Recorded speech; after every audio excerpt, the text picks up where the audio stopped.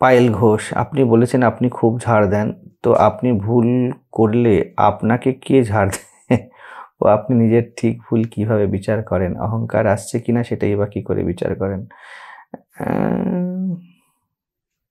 দেখুন, নিজের থেকে অন্যকে ঝাড় দেওয়ার কোনো উদ্দেশ্য থাকে না। উদ্দেশ্য থাকে যে আমরা যেন, যেটা বারংবার বলি, আমাদের বেসিক অনেস্টি থেকে সরে না যাই, যাতে তাতে আমাদের এক সহজ যে ডিসকমফর্ট সেটা ফুটে ওঠে। আমরা কি হয়ে যায়, মনে এক মুখে এক করেও বড় কমফর্টেবল করে ফেলি নিজেদেরকে। ঠিক তখন ঝাড়টা কোথা থেকে আসে? তখন একটুখানি আচার্য, গুরু বা যারা আপনাকে পছন্দ করে, আপনার হিতৈষী, তারা আপনাকে একটুখানি ঝাঁকিয়ে দেয়। আপনি আনঅ্যালার্ট হয়ে গেছেন, আনঅ্যাওয়ার হয়ে গিয়েছেন। আর কিছু নয়, ঝাড় দিয়ে কী লাভ আছে কাউকে? তো সেটা বিভিন্নভাবে হয়। ঝাড় দিয়ে শুধুমাত্র চিৎকার করেই দেওয়া যাবে তা নয়। যে কাউকে কোনোভাবেই তার যে অচেতন স্থিতি, তার থেকে সরিয়ে চেতন করাকেই ঝাড় বলতে পারেন। এটাই ঝাড়ের উদ্দেশ্য থাকে, অন্তত আমার পক্ষে, আমার ক্ষেত্রে। তো যদি বলেন যে সচেতন করাটাই ঝাড়, এটা যদি ধরে নিই আমি, তাহলে নিজেকে সচেতন করলে সবথেকে বেশি ঝাড় তো আমিই খাই।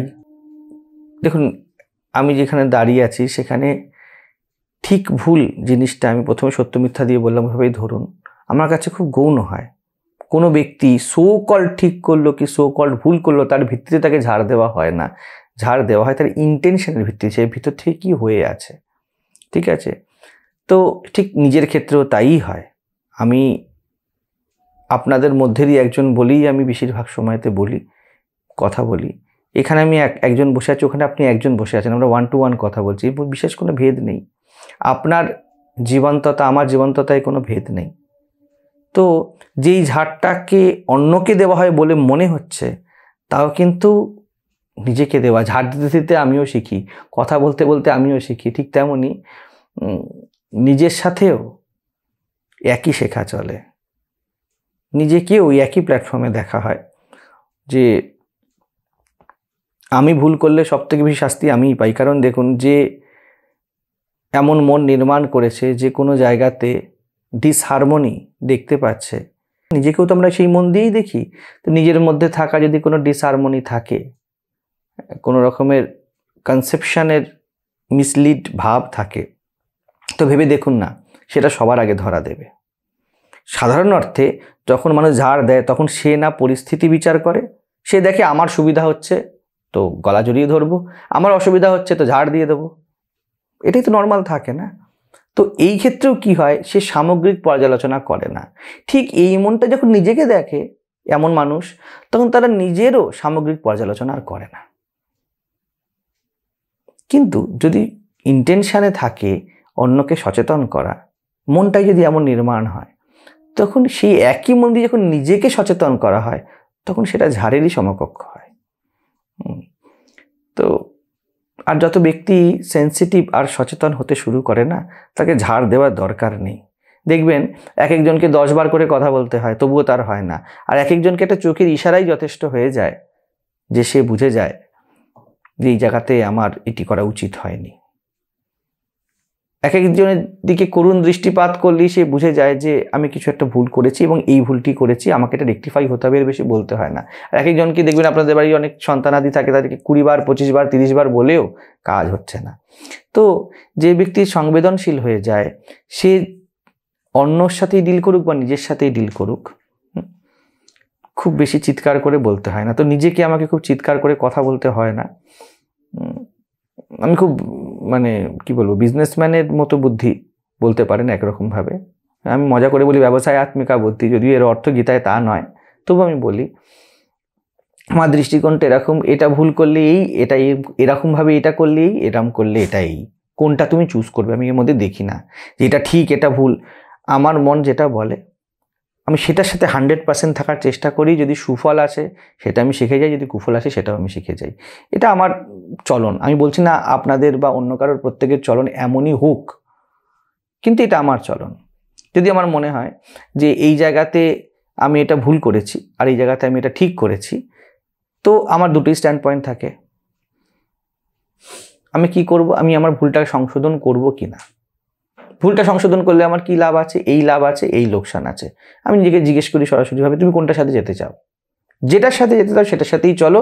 না আমি মানে ওই ভুলেরও লাভটা পেতে চাই আর ভুলটা স্বীকার করতে ঠিক চাই না, অথচ ভুল করার ফলে যে লোকসানটা হলো ওটাও আমি পেতে চাই না। আমি এরকম করি না। লোকসান নিয়ে নাও অথবা ঝুঁকে যাও, যেটা করার আমি সেটা করে ফেলি। তো এই যে ভুলকে ঠিককে কীভাবে বিচার করেন, আমি দেখি আমি আমার পুরো সত্তা দিয়ে কোনটার সাথে থাকতে পারবো। পরবর্তীতে বদলাই নাকি? অবশ্যই বদলায়, কিন্তু তার মধ্যে আমার শেখাটা তাড়াতাড়ি হয়ে যায়। ওই জন্য অনেকে বলে যে আমি একটু কম বয়সে একটু পাকা হয়ে গেছি।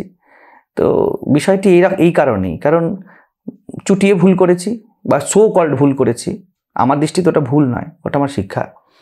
এবং চুটিয়ে ঠিকও করেছি, ওটা আমার শিক্ষা। ঠিক আমাকে কনফিডেন্স বাড়িয়ে দিয়েছে, ভুল যেই সব জিনিসগুলি ছিল সেগুলো আমাকে আরও সচেতন করে দিয়েছে। তো দুটো দিয়ে আমার লাভ হয়েছে আলটিমেটলি। ঠিক আছে? তো এই যে আপনার যে প্রশ্ন যে নিজের ঠিক ভুল কীভাবে বিচার করেন, এইভাবে বিচার করি। আমি ঠিক ভুলকে ঠিক ভুল দেখি না, আমি কোনটার সাথে হোল হার্টেডলি থাকতে পারবো ওটা আমার জন্য ঠিক, ওটার সাথে আমি অন্যায় করি না। আমি এটা পারবো, আমি এটা পারবো না। ঠিক আছে? তো শেষে অহংকার আসছে কি না সেটাই বা কীভাবে বিচার করেন? দেখুন, অত বিচার করি না। একটা হোল হার্টেডলি যদি বাঁচি, আবার পুরোটা তো দিয়ে দিলাম না, আবার বিচার করার জায়গা কোথায়? বিচার ওখানে ঘটে যায় যা বিচার করার, ইগো হোক, সো কল্ড ইগোলেসনেস হোক, আমি কোনটার সাথে পূর্ণতঃ মিলতে পারবো। চিনি জলের সাথে যেমন মেলে, আমি কোন জীবনটা, কোন অ্যাপ্রোচটার সাথে সম্পূর্ণরূপে থাকতে পারবো, ওটার সাথে আমি থাকি। ফলে ওইখানেই আমার যাই বলুন, অহংকার নিরহংকার যেভাবেই যে ব্যাখ্যা করুক, শেষ হয়ে যায় ওইখানে। আর এরপরে আর কোনো কথা নেই, কারণ যেখানে এক হয়ে গেছে। তো সেই প্রশ্ন আছে না, বৈষ্ণব পদাবলিতে বলে এই অহংকার, দেয়ার ইজ নো আদার, যে প্রশ্ন করবে যেটা অহংকার কি অহংকার নয়, পুরো বাচ্ছিত। তো এই জন্য দুর্যোধনকে শ্রীকৃষ্ণ কোনো সাজেশন দেননি। দুর্যোধন পুরোপুরি জানতো আমি যা করছি ঠিক করছি। যুধিষ্ঠির একটুখানি দোনমনো করতো, এই জন্য ওর সাথে আলোচনা করতে হতো। তো যাই হোক, আমি জাস্ট বোঝানোর জন্য বলছি। তো ভালো মন্দ ঠিক ভুল আমার সাজেশন এটাই, কারণ আপনি যদি আপনার বোঝাটাকে পুরো না বাঁচেন, তাহলে আপনার জীবন সবসময় খণ্ড খণ্ড এবং অতৃপ্তিতে চলবে। তো যেটা বুঝতে পারছেন সেটাকে বাঁচুন। জীবন মিথ্যা কথা বলে না, অন্ততপক্ষে সে ফলাফল দেয়। তো আমি নিজেকে এইভাবেই চলেছি, এখন এইভাবে চলছি। অনেকেই যেতে আমাকে হার্স বলে, অনেকে আমাকে প্রেমিক বলে, কিছু এসে যায় না। এই দুটোই আমার কাছে অর্থহীন বিষয়, কারণ ওই যখন এসেই যায় যে what I understood, I am living that, এই জায়গাটা, তখন কিন্তু এই জিনিসগুলি আস্তে আস্তে ফেড হয়, গৌণ হতে শুরু করে। তো আমার দৃষ্টিকোণটা কিন্তু ঠিক ভুলের মতো নয়, জীবন বাঁচার মতো।